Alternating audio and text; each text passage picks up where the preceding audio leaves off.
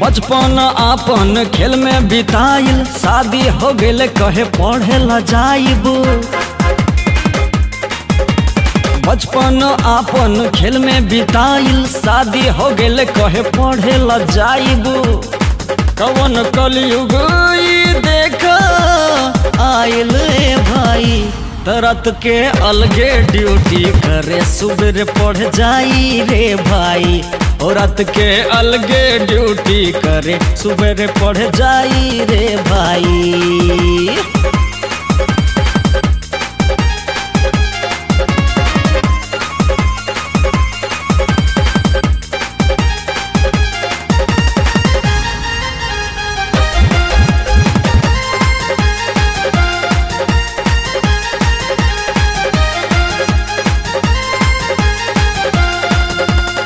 सात बजे के पहले ही त कर काम कुल हो, टाइम से पहले रोज जाली ई त ई स्कूल हो।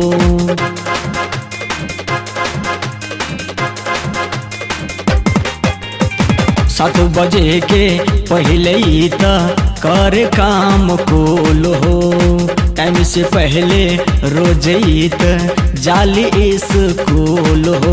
माई बाबू से तनिको ना डराई रे भाई, तरत के अलगे ड्यूटी करे सुबह पढ़ जाई रे भाई। और रात के अलगे ड्यूटी करे सुबह पढ़ जाई रे भाई।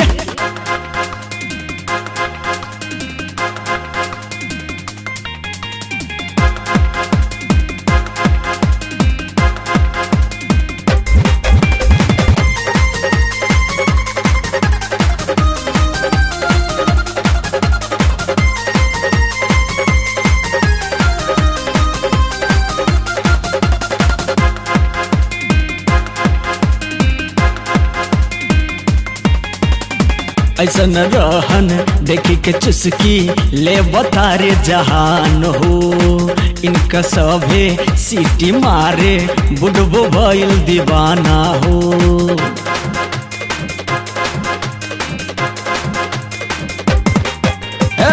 ऐसन रहन देखी के चुस्की ले बतारे जहान हो, इनका सबे सीटी मारे बुढ़बो भइल जवान।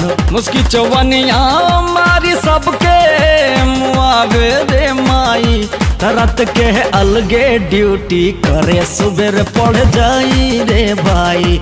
तरत के अलगे ड्यूटी करे सुबह पढ़ जाई रे भाई।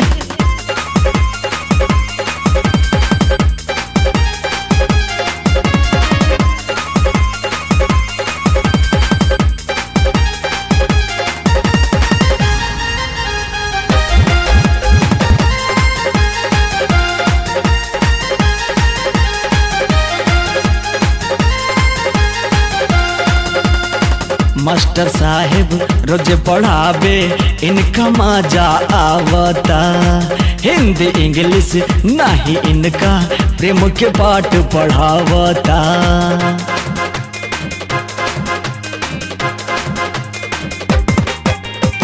मास्टर साहेब रोज पढ़ावे, इनका मजा आवता। हिंदी इंग्लिश नहीं इनका प्रेम के पाठ पढ़ावा। लब के टप्पा एकर दिल पे लगा दिली रे भाई, तरत के अलगे ड्यूटी करे सुबह पढ़ जाई रे भाई।